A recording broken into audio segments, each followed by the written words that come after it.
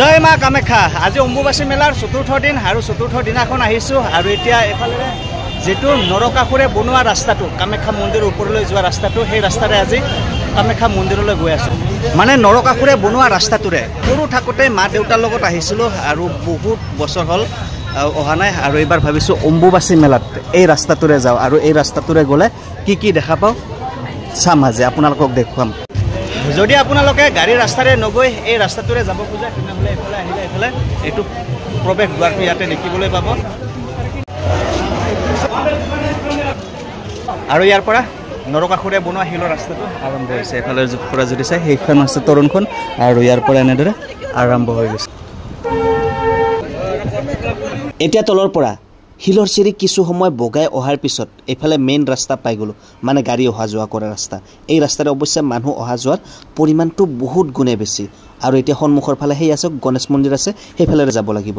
এতিয়া মই দ্বাৰপাল গণেশ মন্দিৰ আহি পালোঁ আৰু দ্বাৰপাল গণেশ মন্দিৰত প্ৰণাম জনাই কামাখ্যা মন্দিৰলৈ বুলি যাত্ৰা আকৌ আৰম্ভ কৰি দিলোঁ। আৰু এই শিলৰ ৰাস্তাৰে আহি এইখিনি অলপ সমতল ঠাই পাইছোঁ আৰু এইফালে যদি এইফালে আহি এইফালে এটা সৰু মন্দিৰ দেখিবলৈ পাইছোঁ।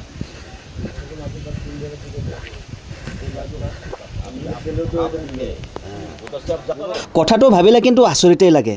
তলৰ পৰা ওপৰলৈ এনেদৰে শিলৰ চিৰিৰে বনোৱা এটা খুবেই অসাধ্য কাম তেওঁ কৰিছিল আৰু এই শিলৰ চিৰি বগাই কত যে কিমান মানুহ গৈ কামাখ্যা দেৱীৰ দৰ্শন কৰে, সেৱা প্ৰাৰ্থনা কৰে, নিজৰ মনোকামনা পূৰ্ণৰ কাৰণে প্ৰাৰ্থনা কৰে।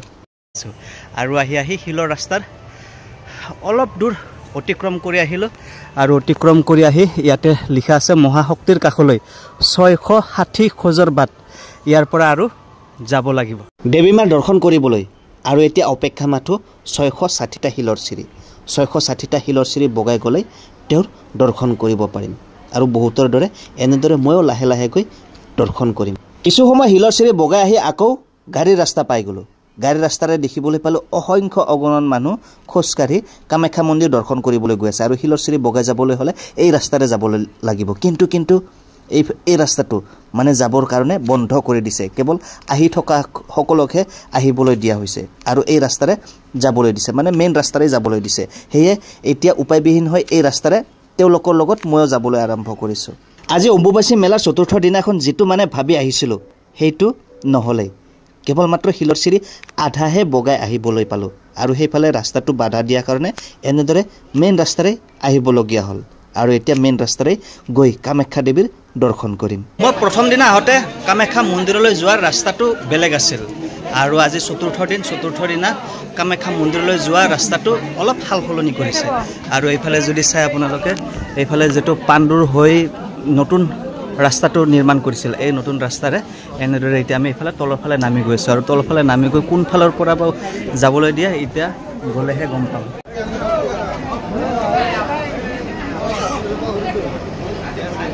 এফালে আহি এটা আচৰিত দৃশ্য দেখিবলৈ পালোঁ।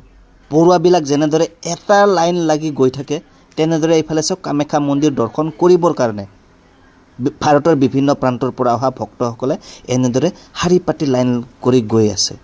দেখা পাই কিন্তু খুবেই ভাল লাগিছে, অনন্য লাগিছে, অনুপম লাগিছে, কিন্তু গৰমো যথেষ্টখিনি। তলৰ ফালে এবাৰ চাওক ভক্তগণৰ কিমান আগমন হৈছে আজি অম্বুবাচী মেলাৰ চতুৰ্থ দিনটো। তলৰ ফালে এবাৰ ভালকৈ চাওক মানুহৰ কিমান দীঘলীয়া লাইন, মানুহ আহি আছে, কত যে কিমান মানুহ আহি আছে তাৰ কোনো হিচাপ নাই। অনুমান কৰা হৈছে এইবাৰ 7 লাখ ভক্তৰ আগমন হ'ব অম্বুবাচী মেলাত। আজি কামাখ্যা মন্দিৰত মানুহৰ ভিৰ চাওক, কত যে কিমান মানুহ আজি কামাখ্যা মন্দিৰত আৰু সেইসকলৰ ভিতৰত ময়ো এজন অন্যতম।